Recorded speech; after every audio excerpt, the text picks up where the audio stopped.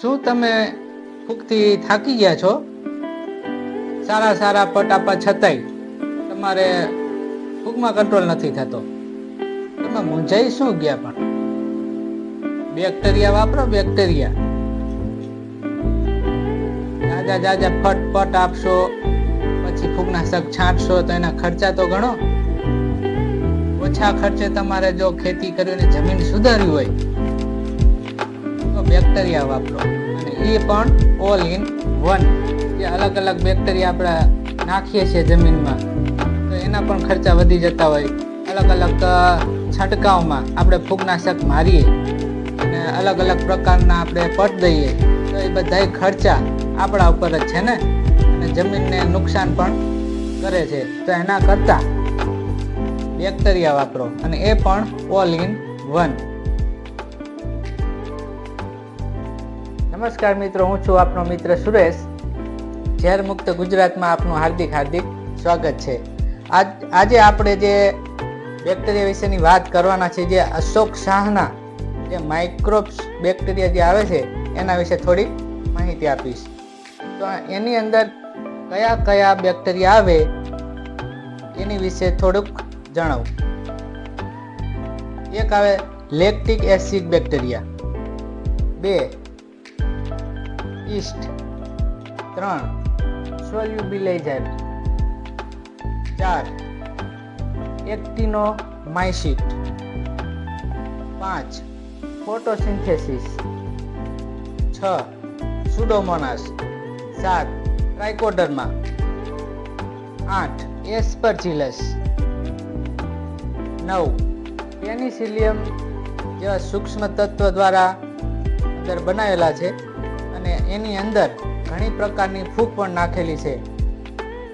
બધા જ ગ્રુપના સૂક્ષ્મ જીવાણુ અંદર નાખેલા છે, અને ફૂગ પણ ઘણી પ્રકારની નાખેલી છે. ફૂગની કુલ સંખ્યા 10 ગ્રામ બાય 10 ગ્રામ, જેથી કરીને આપણને સારું એવું રિઝલ્ટ મળે છે. આ બેક્ટેરિયા 5 કિલોની બેગમાં મળે છે અને 1 વર્ષ સુધી ચાલે છે. 1 વર્ષ સુધી પેકિંગમાં કાર્યરત રહે છે. અને આપણે જે ખેતરમાં નાખ્યા પછી 24 કલાકની અંદર ડેવલપ થાય છે અને એના ગ્રુપ બનાવે છે.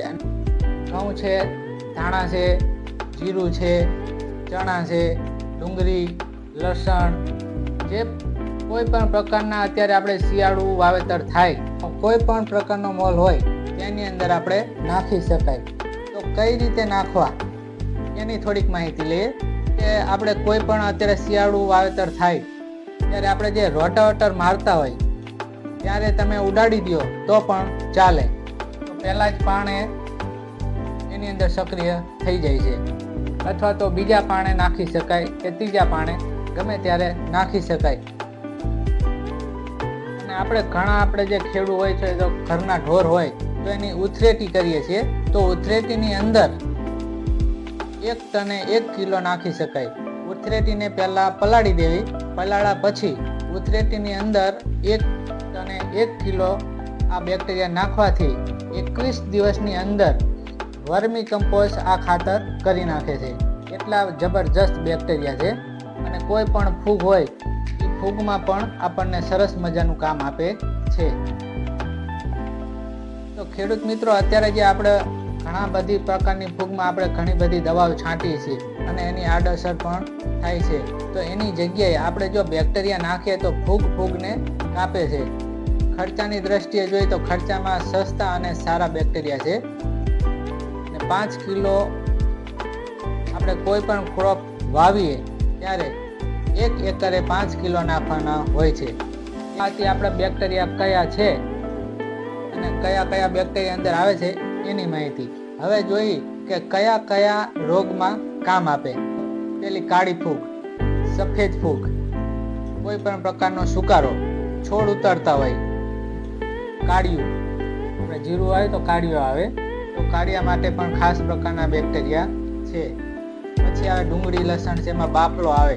મૂળના જે રોગ આવે છે એમાં બાફલો છે, કુર્મી છે. એમાં ચરમાના તમામ પ્રકારના જે મૂળજન્ય જે રોગ છે આમાં બધી જ પ્રકારના રોગમાં કામ આપે છે.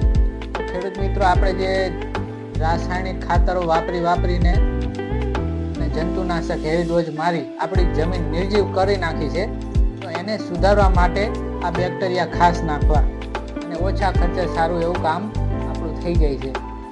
તો હું વિનંતી કરું છું કે આ બેક્ટેરિયા બજારમાં તમને કોઈ પણ એગ્રોમાં કે ગમે ત્યાં મળી જાય તો ઓલ ઇન વન બેક્ટેરિયા છે, એ વાપરો. 1 એકરે 5 કિલો જોઈએ છે.